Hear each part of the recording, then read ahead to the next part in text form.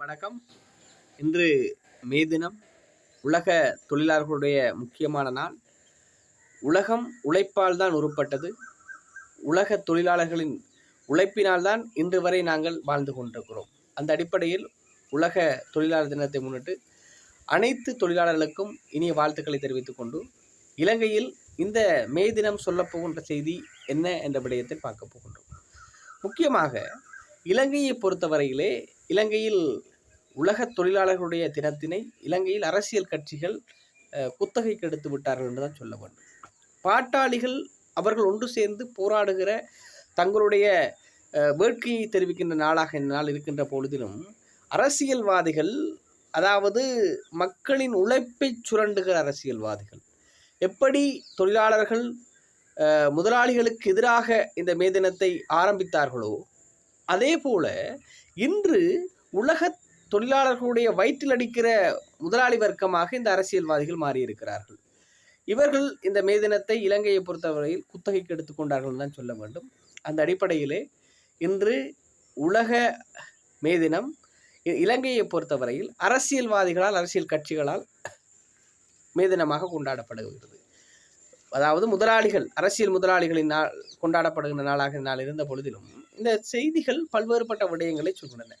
இலங்கையை பொறுத்தவரையில் இன்றைய நாளிலே ரணசிங்க பிரேமதாச, சஜித் பிரேமதாசவின் தந்தை இறந்தார்.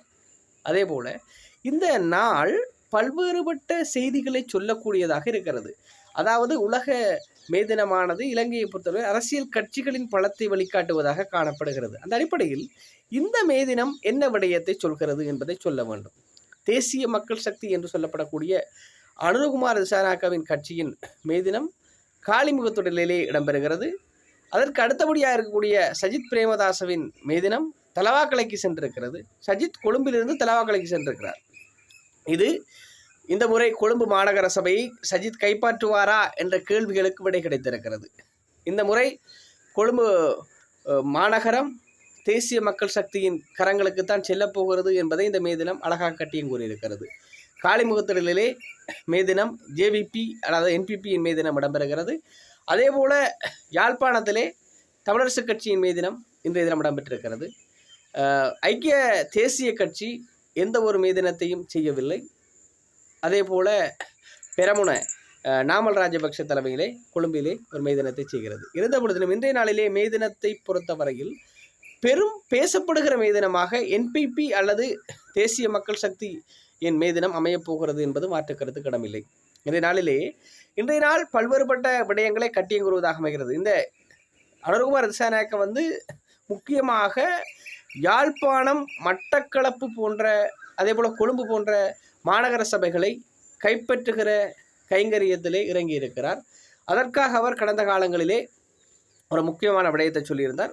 ஊழல் கள்ளர்களின் கைகளிலே இந்த சபைகளை கொடுக்க முடியாது. மட்டக்களப்பில் பேசிய அனுரகுமார் திசாநாயக்க சொன்னார் ஒரு விடயத்தை, ஒரு அபிவிருத்தி திட்டம் வருகிறது என்று சொன்னால் அபிவிருத்திக்கு எவ்வளவு, அவருடைய பொக்கெட்டுக்குள்ள வைக்கிறதுக்கு எவ்வளவு என்ற விடயத்தை பேசியிருந்தார். அந்த விடயம் பெருமளவில் ட்ரெண்ட் ஆகி இருந்தது. இந்த அடிப்படையில் பார்க்கின்ற பொழுது இந்த மே தினம் அரசியல் கட்சிகளின் பலத்தை சொல்கின்ற நாளாக இருக்கின்ற பொழுதிலும் இன்றைய நாளிலே என்பிபியின் கரம் ஓங்கி இருக்கிறது என்று சொல்ல வேண்டும். கொழும்பை பொறுத்தவரையிலே 15க்கும் மேற்பட்ட பேரணிகள் இன்றைய தினம் இடம்பெற்றிருக்கின்றன. இன்று கொழும்பில் தேசிய மக்கள் சக்தியின் கரம் ஓங்கி இருக்கிறது. இன்றைய நாள் மே தினம் பல்வேறுபட்ட செய்திகளை சொல்கிறது. தேர்தலுக்கு முன்னதாகவே நாங்கள் சில விடயங்களை ஊகிக்கக்கூடியதாக இருக்கிறது. இந்த தேசிய மக்கள் சக்தியின் கரங்களிலே யாழ்ப்பாண மாநகர சபை செல்லப்போகிறது என்ற விடயத்தையும் சொல்லிக்கொள்கிறேன். அதே போல கொழும்பு மாநகர சபையும், அதே போல மட்டக்களப்பு மாநகர சபையும் தேசிய மக்கள் சக்தி பக்கம் செல்லக்கூடிய வாய்ப்புகள் இருக்கிறது என்ற ஊகத்தை நான் சொல்லிக்கொள்கிறேன். இது பெருமளவிலே சாத்தியப்படக்கூடிய விடயமாக இருக்கிறது. நீங்கள் தேர்தல் நிறைவடைந்த பிறகு இந்த விடயம் சரியா பிழையான்னு சொல்லி நீங்கள் பார்க்க முடியும். ஏனென்று சொன்னால் மட்டக்களப்பை அடிப்படையாக கொண்டு தேசிய மக்கள் சக்தியின் தலைவர் அனுரகுமார் திசாநாயக்க பெருமளவு பிரச்சாரத்தை முன்னெடுப்பதை பார்க்கக்கூடியதாக இருக்கிறது. அவரை தொடர்ந்து தேசிய மக்கள் சக்தியின் பிரமுகர்கள் மட்டக்களப்பிலே அதிகமாக நாங்கள் கூட்டங்களை நடத்துவதை காணக்கூடியதாக இருக்கிறது. ஏனென்று சொன்னால் இந்த மட்டக்களப்பை பொறுத்த வரைக்கும் தமிழரசு கட்சிக்கும் தேசிய மக்கள் சக்திக்கும் இடையில் ஒரு பனிப்போர்தான் தான் சொல்ல வேண்டும். என்று சொன்னால் சாணக்கியன் சொல்லியிருந்தார் பேசக்குள்ள பாராளுமன்றத்தில், அனுர சுனாமிக்கு அடிபடாத இடம் மட்டக்களப்பு என்று பேசியிருந்தார். அந்த அடிப்படையில் எல்லா மக்களும் வாக்களித்து எல்லா மக்களும் அனுரகுமார திசாநாயக்க வாக்களித்திருந்தார்கள். யாழ்ப்பாணத்தை பொறுத்தவரையில் 3 பாராளுமன்ற உறுப்பினர்கள், ஒரு தேசிய பட்டியல் உட்பட 4 பேர். இப்படி வரலாற்று ஒருபோதும் ஒரு தேசிய கட்சிக்கு யாழ்ப்பாண மக்கள் ஆணை வழங்கியது அல்ல. தமிழ் தேசிய கட்சிகளுக்குத்தான் யாழ்ப்பாண மக்கள் ஆணை வழங்கினார்கள். ஆனால் இந்த ஆணையானது பெரிய ஒரு ஆணையாக இருக்கிறது. அதற்குத்தான் தேசிய மக்கள் சக்தியின் வேட்பாளராக விரிவுரையாளர் கபிலனை தேசிய மக்கள் சக்தி யாழ்ப்பாண மாநகர சபைக்கு முதன்மை வேட்பாளராக, மேயர் வேட்பாளராக நிறுத்தியிருக்கிறது. இந்த முறை யாழ்ப்பாண மாநகர சபை தேசிய மக்கள் சக்தியின் கரங்களுக்கு செல்லுமாக இருந்தால் அவர்கள் அபிவிருத்திகளை செய்து காட்டுவார்கள் என்று சொன்னால் எதிர்வரும் காலங்களிலே தமிழ் கட்சிகளுக்கு பெரும் வீழ்ச்சியாக அமையும் என்பதிலே எந்தவித மாற்று கருத்தும் இடமில்லை. அதே போல மட்டக்களப்பு மாநகர சபையும் தேசிய மக்கள் சக்திக்கு செல்லக்கூடிய வாய்ப்புகள் இருக்குது என்று சொன்னால் அவர்கள் அதிகமாக மட்டக்களப்பிலே நாங்கள் உங்களுக்காக பல்வேறுபட்ட வேலைகளை செய்வோம், பலர் திருடுகிறார்கள். அதே நேரம் சாணக்கியனை பொறுத்தவரையில் சாணக்கியன் ஒரு பிளே கிரவுண்ட், ஒரு மைதானத்தை கட்டியதாக சொல்லப்பட்டது. ஆனால் அந்த மைதானத்தில் இப்பொழுது வெறுமே தண்ணி தான் நிற்கிது. இப்போ வடிவேலில் கிணத்தை காணல் என்ற போல கிரவுண்டை காணல் என்ற விடயம் பரவலாக பேசப்படுது. அப்போ மட்டக்களப்பு மாநகர சபையும் கைப்பற்றும் கைங்கரியத்திலே தேசிய மக்கள் சக்தி இறங்கி இருக்கிறது. அதே போல கொழும்பு மாநகர சபையும் இந்த முறை சஜித் கொழும்பிலே மேதின கூட்டத்தை நடத்துவார் என்று சொல்லி எதிர்பார்க்கப்பட்ட போதிலும் ஒரு பிராந்திய அல்லது ஒரு உபகட்சி போல, ஒரு தேசிய கட்சி அல்லாமல் ஒரு உபகட்சி போல இந்த முறை தேசிய முற்போக்கு கட்சியாக இருக்கக்கூடிய, அதாவது தமிழ் முற்போக்கு கூட்டணியுடன் அவர்கள் கரம் கோர்த்து தலவாக்கலையிலே இந்த மேதினத்தை செய்திருக்கிறார்கள். இந்த மேதினமானது பல்வேறுபட்ட செய்திகளை சொல்லியிருக்கிறது.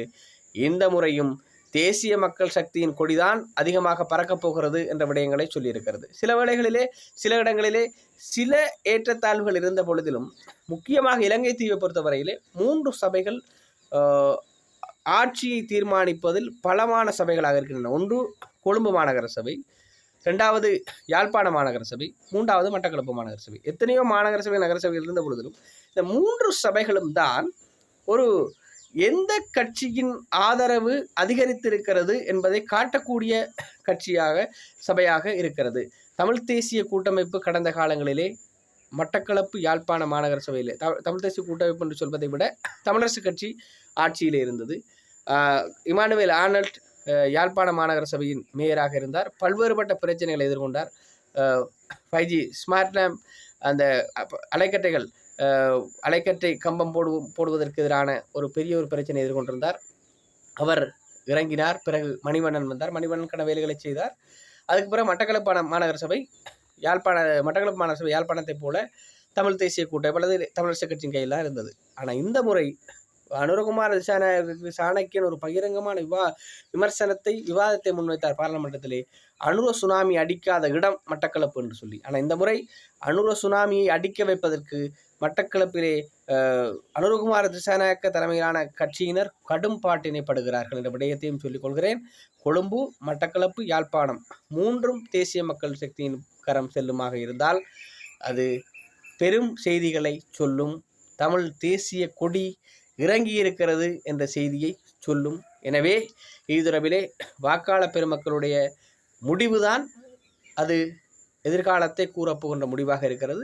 மக்கள் அவர்களுடைய பாட்டிலே வாக்களிக்க முடியும். எது எவ்வாறாக இருந்த பொழுதிலும் தமிழ் கட்சிகள், மிக அவதானமான ஒரு பார்வையை சொல்கிறேன், தமிழ் கட்சிகள் அவர்கள் வடிவாக வேலை செய்ய வேணும். வேலை செய்யாட்டால் தேசிய மக்கள் சக்தியின் கொடி இன்னும் உயரும் என்பதிலே எந்தவித மாற்று கருத்துக்கும் இடமில்லை. இந்த அடிப்படையில் தான் இந்த மே தினம் அமைந்திருக்கிறது. நன்றி, வணக்கம் தோழர்களே. நான் உங்கள் செந்தூரன். நன்றி, வணக்கம்.